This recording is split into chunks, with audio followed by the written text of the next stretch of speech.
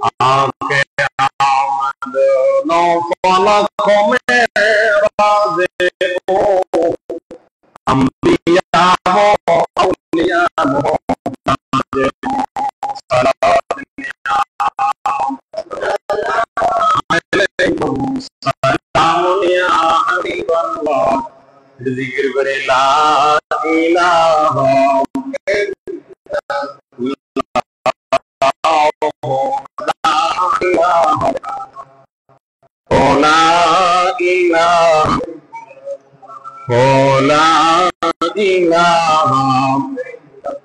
Amazing koto sundar Madina jethay imandarer ঠিকানা bolun koto sundar Madina jethay imandarer ঠিকানা aha doya koro doyal Allah doya koro लल्ला नसीब करो Medina ला इलाहा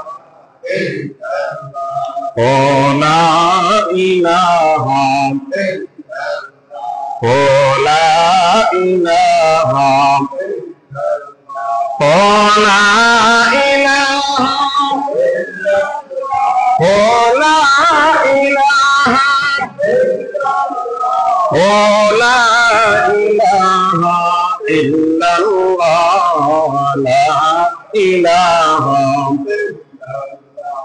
la ilaha la ilaha illallah Muhammad Rasulullah sallallahu alaihi wasallam مولاي صل وسلم دائما ابدا على رسولك خير الخلق كلهم معزز محترم واجب الاحترام সম্মানিত সামিঈন کرام রাহিমানি ওয়া রাহিমাকুমুল্লাহ তাআলা আল্লাহ পাকের আলিশান দরবারে লাখ কোটি শুকর ও সুজুদ যেই মহান আল্লাহ পাক রব্বুল আলামিন আমাদেরকে পবিত্র মাসে জিলকাদা মাসের শেষ জুমা নামাজ আদার নিমিত্তে এই আল্লাহর ঘর বাইতুল্লাহতে আসার বসার যে রব্বে করিম আমাদেরকে সুযোগ প্রদান করেছেন সেই রব্বে করিমের দরবারে উচ্চ আওয়াজে জবান খুলে বলি আলহামদুলিল্লাহ লক্ষ করে দরুদ ও সালাম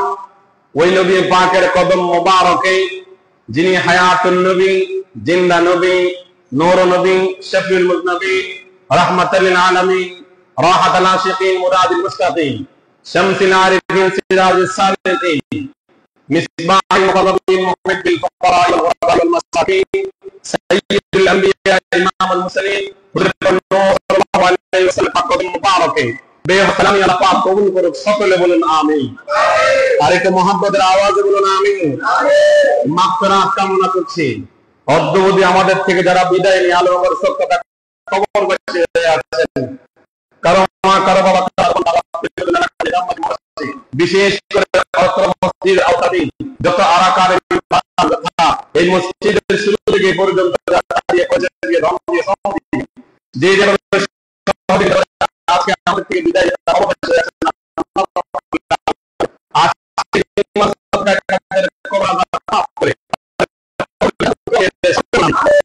আমাদের মধ্যে অনেক আছে সবাইকে শেফা নসিব করে সকলে বলুন আমিন যারা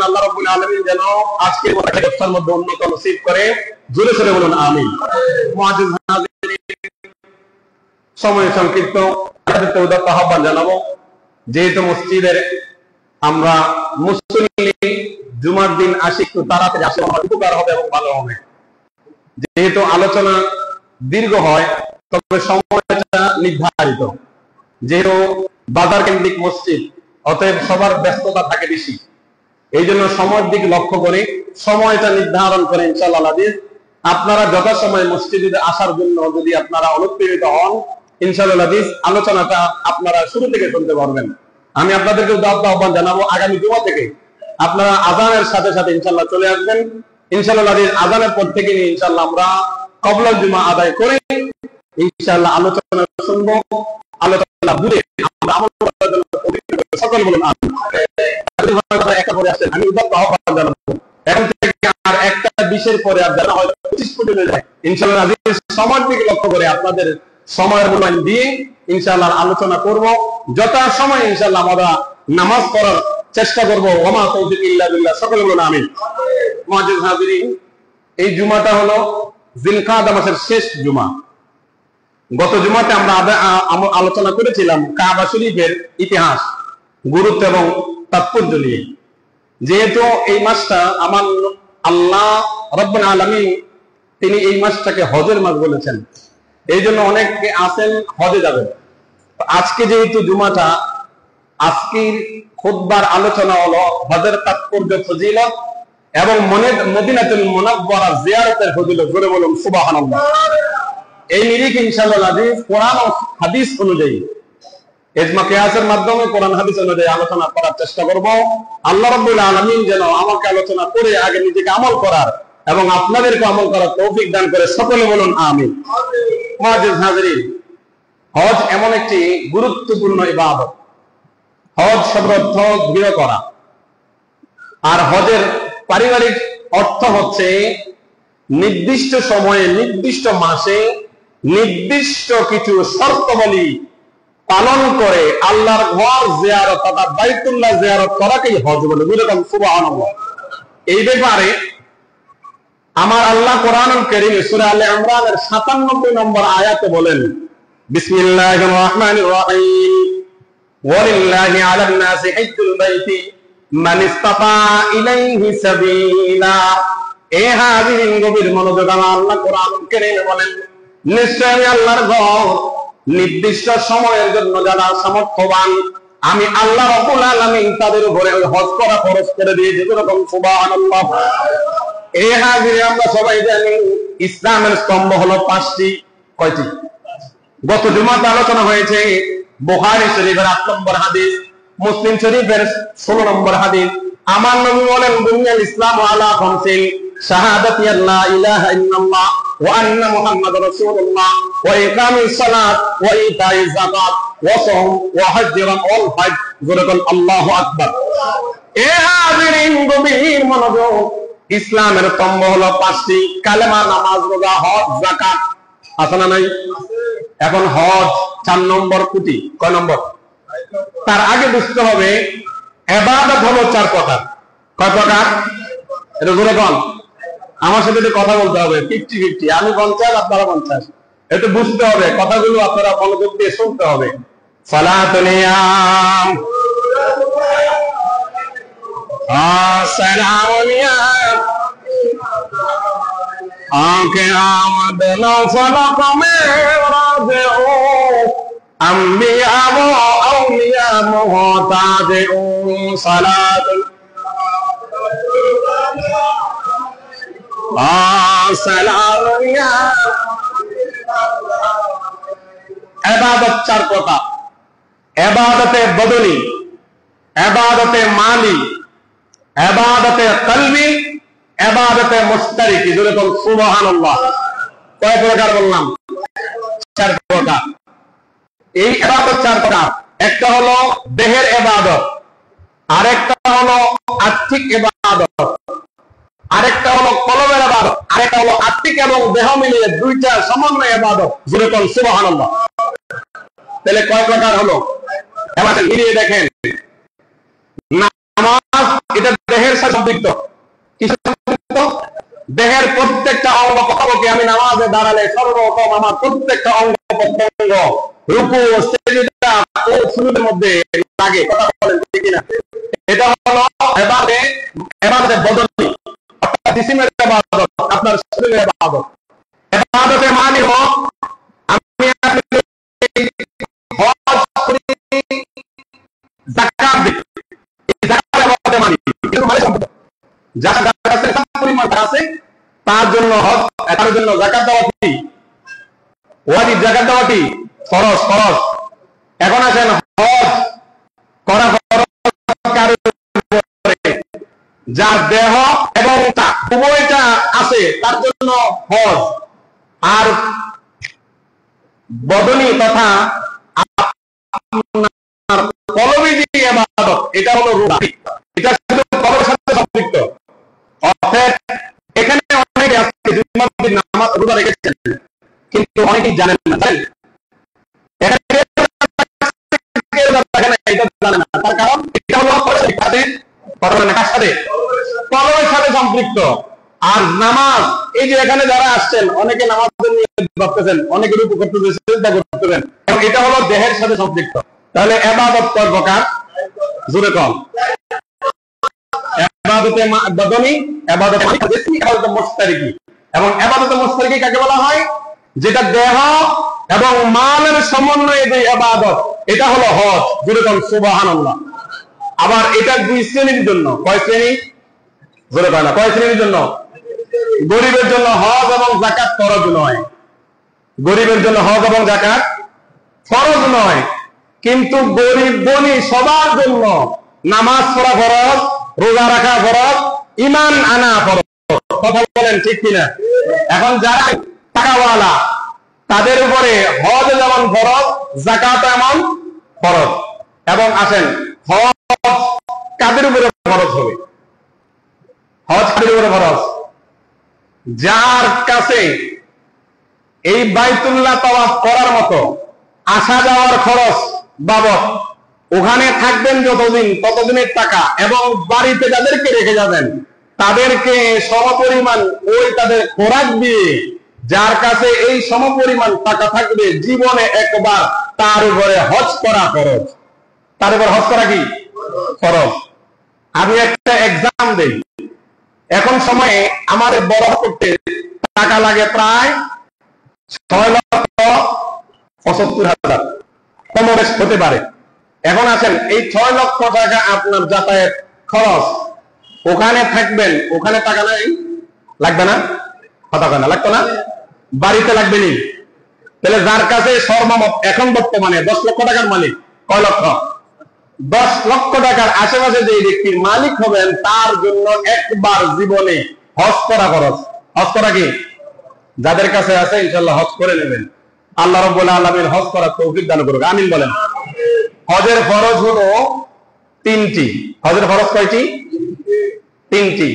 1 নম্বর হলো ইহরাম বাঁধা নিয়ত সহকারে।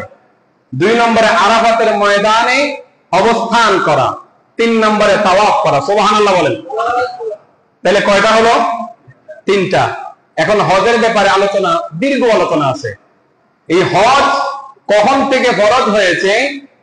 আমার নবীজির উপরে ইসলাম যেই দিন আল্লাহ দিয়েছেন, আল-ইয়াউমা আকমালতু লাকুম দীনাকুম ওয়া আতমামতু আলাইকুম নি'মাতি ওয়া রাদিতু লাকুমুল ইসলাম দীনা, পরিপূর্ণ দিন যেই দিন আল্লাহ বিধান দিয়েছেন, তারপর থেকে সামর্থ্যবান ব্যক্তির উপরে আল্লাহ রাব্বুল আলামিন হজকে ফরজ করে দিয়েছেন। যেরকম সুবহানাল্লাহ। এই হাজিরিন গভীর মনোযোগ।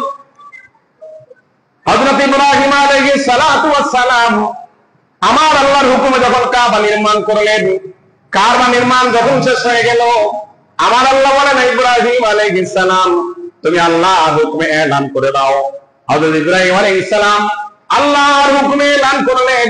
কিতাবের মধ্যে পেয়েছি, বুখারী শরীফের হাদিস, ওই দিন হযরত ইব্রাহিম খলিলুল্লাহর আওয়াজ শুনে যারা লাব্বাইক যতবার বলেছে, কিয়ামত পর্যন্ত ওই আওয়াজ তারা শুনেছে ততবার তাদের আল্লাহর ঘরে হজ করতে পারবে। যেরকম সুবহানাল্লাহ। অর্থাৎ কাবা শরীফ আজ থেকে প্রায় 5,000 বছর আগে ইব্রাহিম ও খলিলুল্লাহ এলান করেছিলেন আল্লাহর ঘরের সামনে। ওই এলানের আওয়াজ যারা যত বেশি শুনে, যতবার লাব্বাইক বলেছে, আল্লাহ ততবার তাদের জন্য হজ তাদের জন্য করা আল্লাহ করে দিয়েছেন। যেরকম সুবহানাল্লাহ। তাইলে যে যতবার, অনেকে 50 বার করে না হজ, আছে না নাই? ওই যে হযরতে ইব্রাহিম আলাইহিস সালামের আওয়াজ শুনে আপনি যে লাব্বাইক বলেছিলাম, ওই লাব্বাইকের সাদাকায় আপনার আমার নির্ধারণ আল্লাহ করে দিয়েছেন যে অতদিন আপনি হজ করতে পারবেন। যেরকম সুবহানাল্লাহ। এখন হজের মধ্যে সাই আছে না নাই? সাফা মারওয়া আছে না? আরাফার ময়দান, মিনা মুজদালিফায় যাওয়া আছে না নাই? এখন এই সাফা মারওয়ার ব্যাপারে আমার আল্লাহ কোরআনুল কারীম বলেন, সূরা বাকারা আয়াত নম্বর 125 নম্বর আয়াতে বলেন, এ জগৎবাসী শুনে নাও, ইন্নাস সাফা ওয়াল মারওয়াতা মিন শাআইরিল্লাহ, নিশ্চয় সাফা এবং মারওয়া এটা আমি আল্লাহর নিদর্শন করে। কোন সুবহানাল্লাহ। সাফা মারওয়ার ব্যাপারে আপনারা অনেকেই শুনেছেন। হযরত ইব্রাহিম আলাইহিস সালাতু ওয়াস সালামকে যখন আল্লাহ পুত্র সন্তান দিলেন ইসমাঈলকে, হাজরার ঘরে যখন ইসমাঈল আলাইহিস সালাম আসলো, আসার পরে সারার কোনো সন্তান নেই। এখন সারার একটু ঈর্ষান্বিত হলেন যে আমার ঘরে কোনো সন্তান নেই, কিন্তু হাজরার ঘরে সন্তান।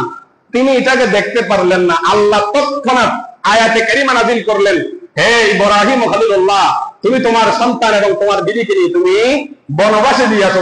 সুবহানাল্লাহ। কোথায় নিয়ে আসতো? বনবাস। তখন কোথায়? কানান থেকে নিয়ে উনি কানান শহর থেকে চলে গেলেন বাইতুল্লাহ, বর্তমানে যেখানে জমজম রয়েছে, ওই জায়গার মধ্যে একটা গাছ ছিল আর জঙ্গল ছিল চারিদিকে।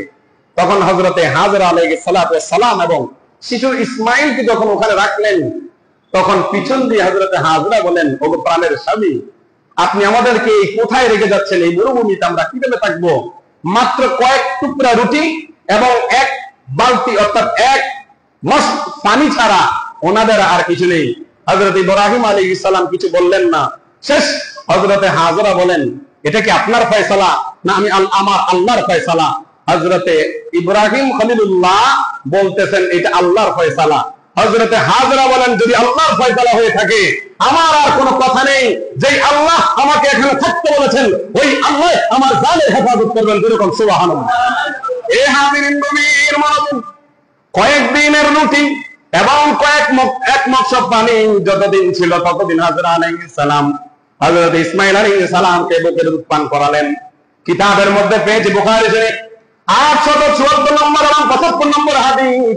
হযরত ইব্রাহিম আলাইহিস সালাম যখন ইব্রাহিম আলাইহিস সালাম তাদেরকে দিয়ে চলে গেলেন, এখন হযরতে হাজরা তানার কাছে যতটুকু খাবার ছিল ততটুকু খাবার, তিনি খাবার নিয়ে সন্তানকে পরিচালনা করছেন। হঠাৎ করে একদিন খাবার শেষ। এখন খাবার শেষ হওয়ার পরে এমন অবস্থা হলো হাজরা আলাইহিস সালামের দুধের মধ্যে কোনো দুধ নেই। তিনার বুকের দুধ ফুরিয়ে গেল, বুক শুকিয়ে গেল। এখন তিনি বেকার আর হয়ে গেলেন। কি করবেন? এই ছোট বাচ্চাকে কিভাবে লালন পালন করবেন? তিনি উপায় না পেয়ে পাশে ছিল সাফা পাহাড়। ওই সাফা পাহাড়ে একবার দৌড় দিলেন। দৌড় দিয়ে ওখানে পানির তালাশ অথবা খাদ্যের তালাশ করার জন্য তিনি যখন সাইড করলেন, এই দিক দিয়ে সন্তান এদিকে কান্না করতেছে, এইদিকে খেয়াল করতেছেন। আবার ধরা দিলেন, মারাতে দৌড়, আবার সাফাতে দৌড়, দুইবার সাফাতে দৌড় দিয়ে আবার সন্তানের কথা মনে রেখে সন্তানকে আবার দেখতে আসেন। এইভাবে আবার মারওয়াতে, আবার সাফাতে।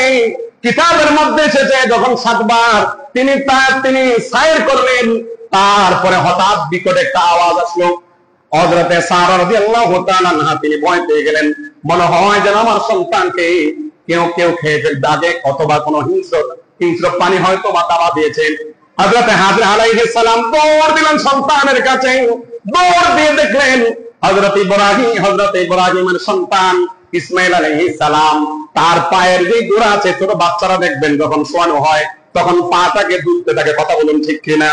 হযরতে ইব্রাহিম আলাইহিস সালামের সন্তান শিশু ইসমাঈল আলাইহিস সালামকে ওইভাবে পা দুলতে দেখতেছে হযরতে সারা, হযরতে হাজরা আলাইহিস সালাম দেখতেছেন ওই পায়ের দিক থেকে জমজমের পানি উঠতেছে। আল্লাহু আকবার। কোন কিসের পানি?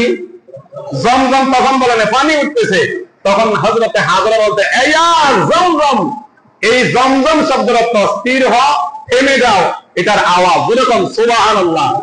আরেক কিতাবের মধ্যে জুম শব্দের অর্থ আছে জুমুন, অর্থাৎ মিষ্টান্ন পানি। সুবহানাল্লাহ বলেন।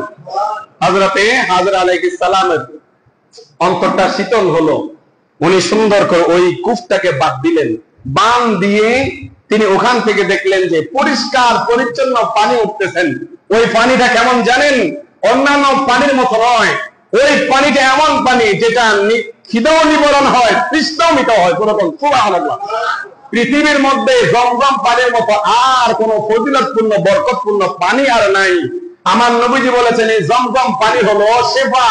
যে নিয়তে খাবে, যার যত রোগ আছে আল্লাহ এই জমজমের সাদকায় তার রোগ ভালো করে দিলেন।